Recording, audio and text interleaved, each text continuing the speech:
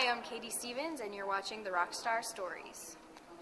Can you tell me, if you're one of the younger lady from season 9 American Idol, can you tell me, if you're one of the younger ones on the show, how difficult was it for you compared to, because you're younger? I mean, you didn't have your family out there the whole time. How was it for you? It was definitely difficult. I definitely learned how strong I can be as a person and a performer, and it's definitely hard when you're going up against people that are 10 years older than you and have had so much more experience. So for me, I'm proud of myself that I was able to run with the big boys and to be able to compete with them. I feel like I did pretty well.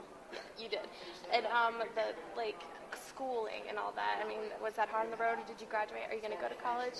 Do you have any idea? I did graduate. I actually, before the tour, we had about a couple days off, so that was the time where my graduation was going on. So I was able to fly home and actually attend my graduation and hang out with my class, which was really cool.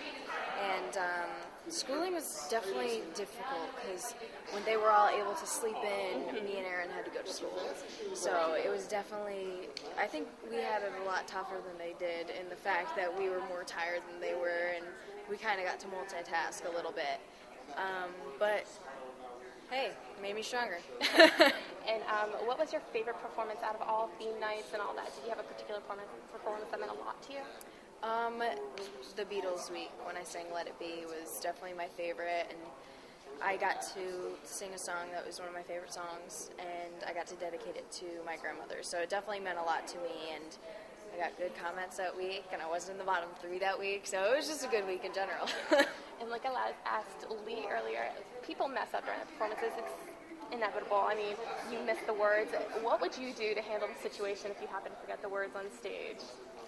I'm not sure. I mean, I will share a secret with you.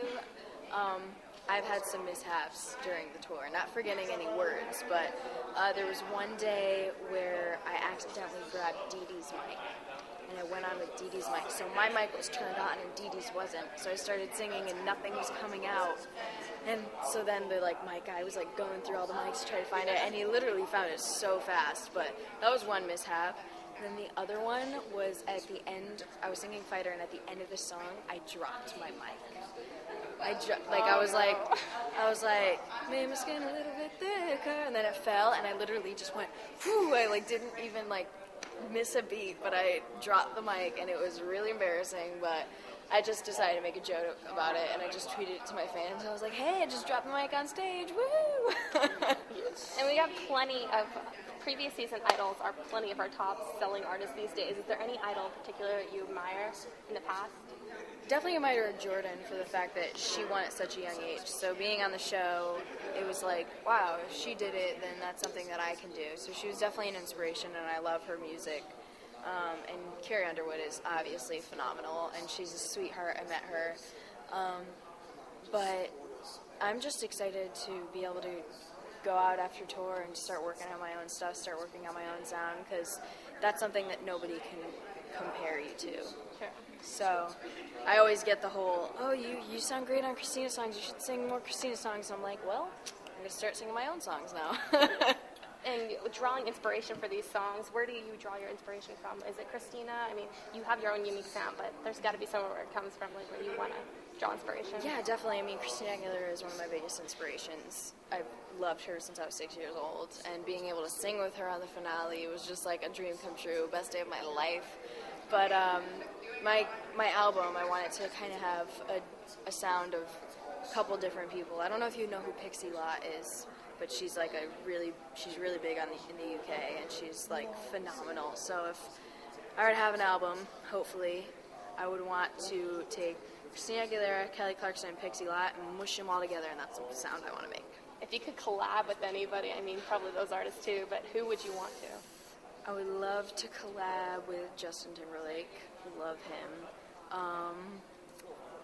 I actually, not to collab on my album, but my dream is to sing The Prayer with Andrea Bocelli.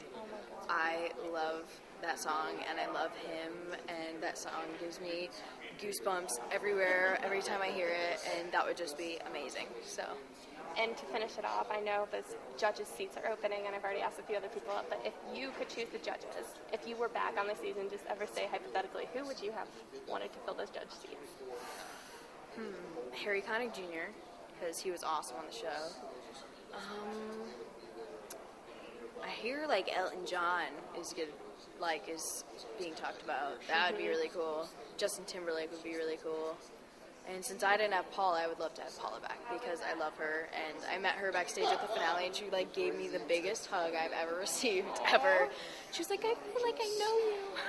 Oh, that's very good. Well, I want to thank you for standing here with us, and I hope you have a great show tonight. Oh, thank you so much. nice Are you guys meeting staying you. for the show? Yes. Yes. So. Good. Awesome. I'm looking forward to seeing you live. Thank you. Me too. Yeah.